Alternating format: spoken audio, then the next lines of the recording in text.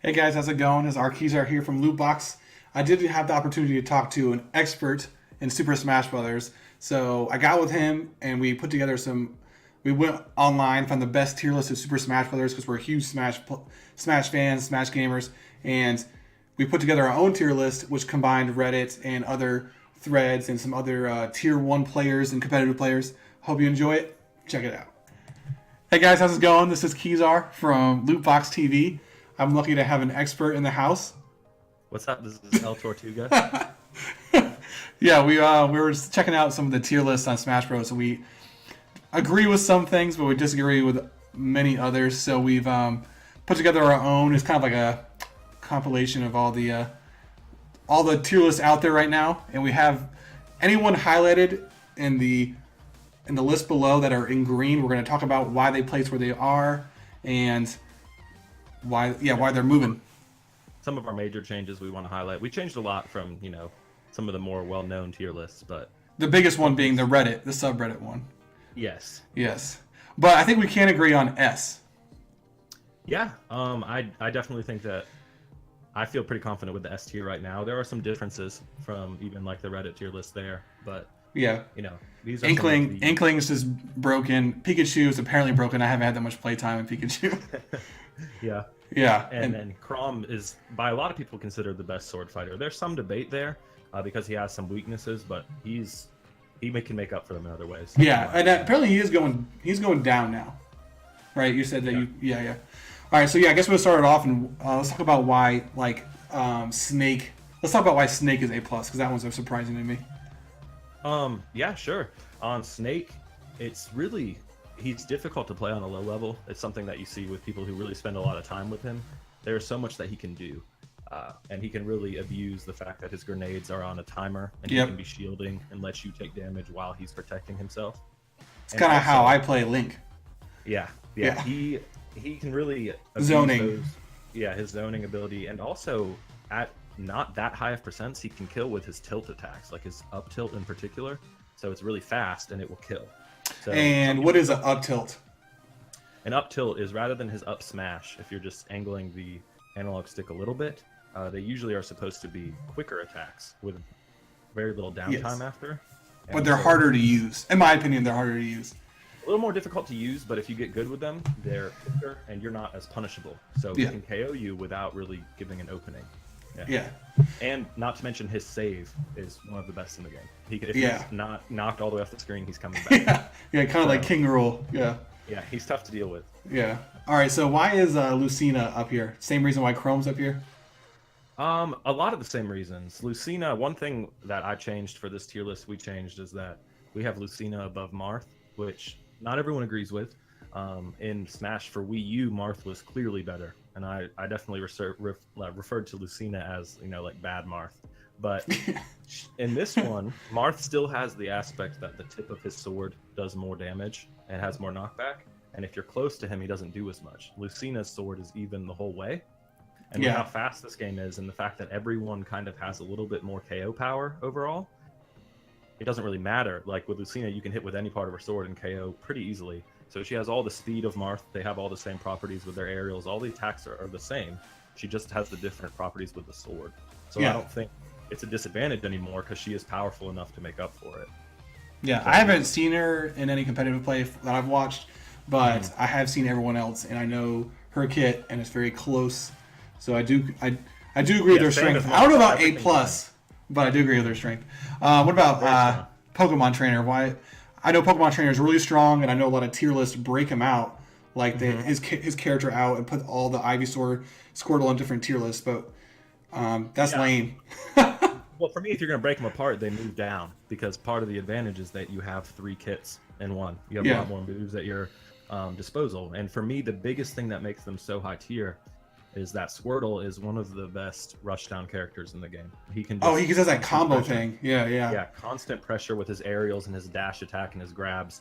He's so fast, and he jumps. You can short hop really low with him to where you can attack even short characters with your aerials, which aerials are good because they're not that punishable, kind of like tilts. So you use Squirtle to get the percent high, and then pull out either really Ivysaur or Charizard, but mainly Charizard just to kill confirm. And So with that combination, they're really strong, and it's difficult playing against them in a 3-stock match because the opponent can change so much what they're doing throughout the match. Yeah, so and they can it takes adapt. time to master. Yeah. Yeah, it takes time to master because you have to really learn 3 characters. But if you can do it, the benefit is clear, I would say. Right, and speaking of mastering, this tier list I would say is for people who have moderate mastery, because I was just looking at the results. I think I talked to you earlier about it today.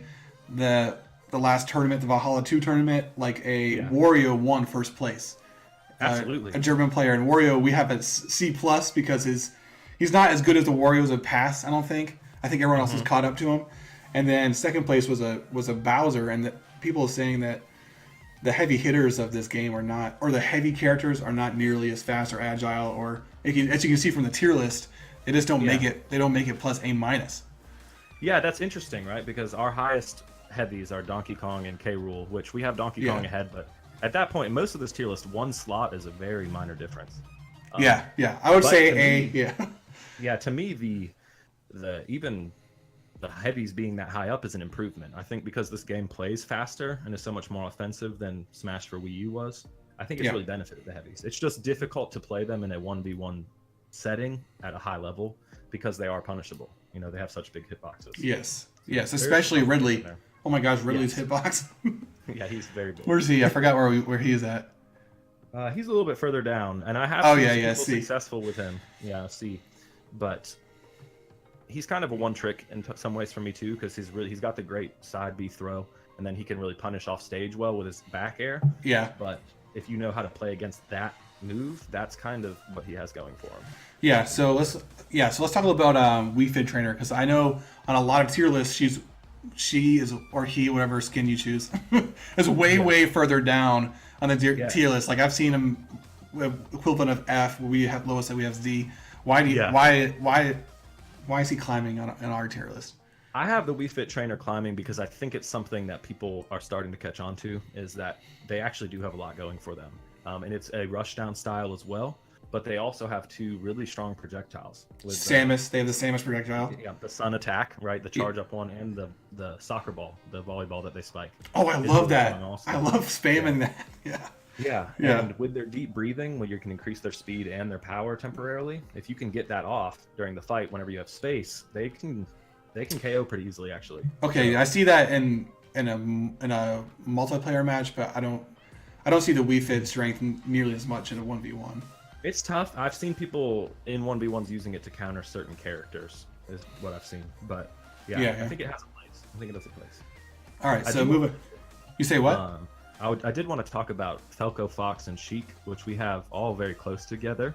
Falco and Fox in the B+, and then Sheik is the top character in B.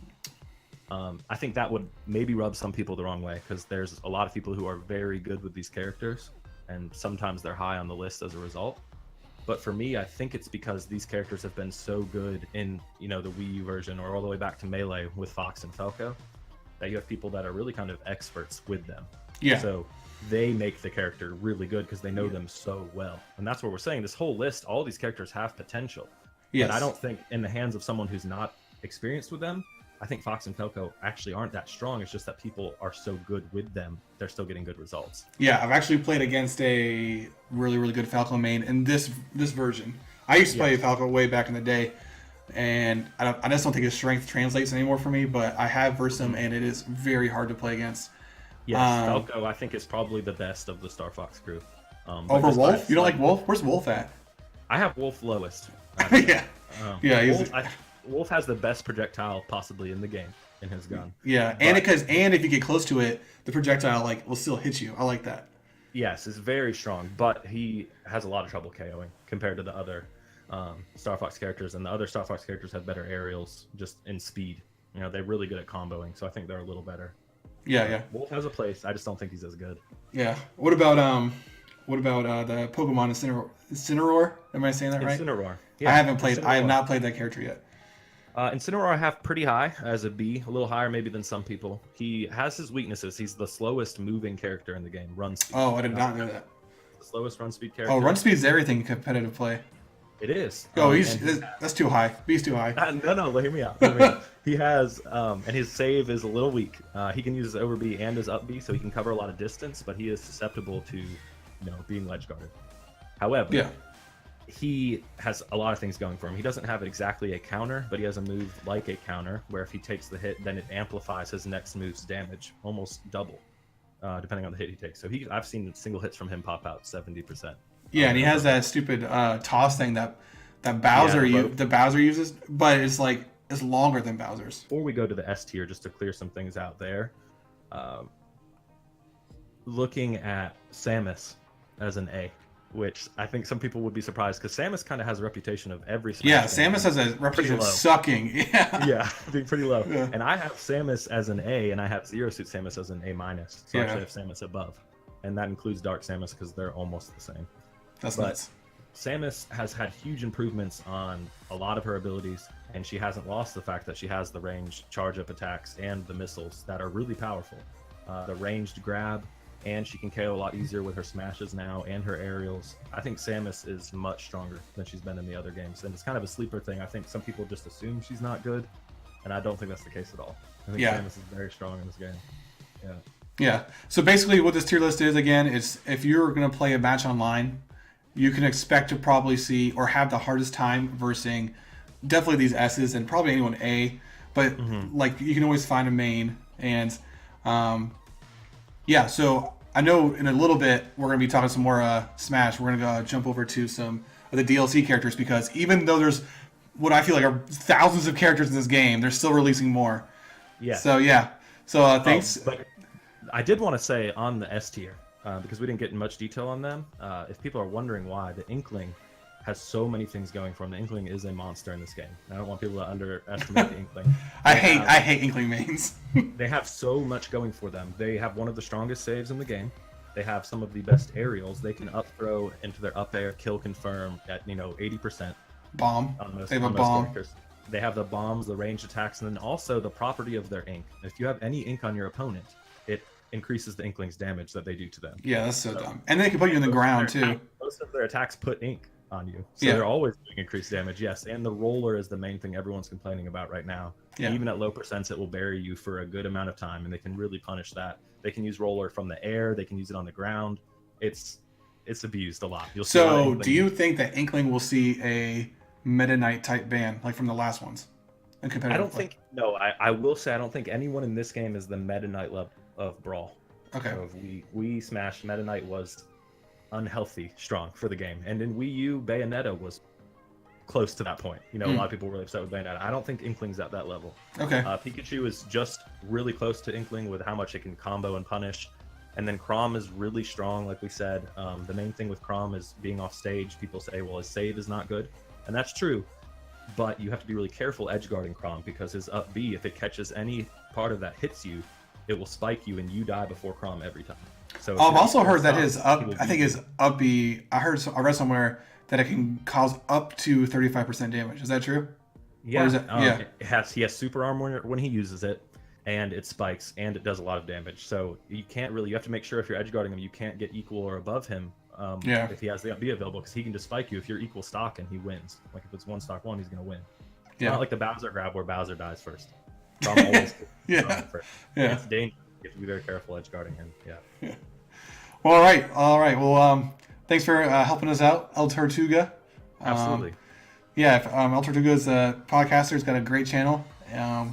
We'll link it below, and we will get to talking about some DLC characters next. Sounds good. Thanks.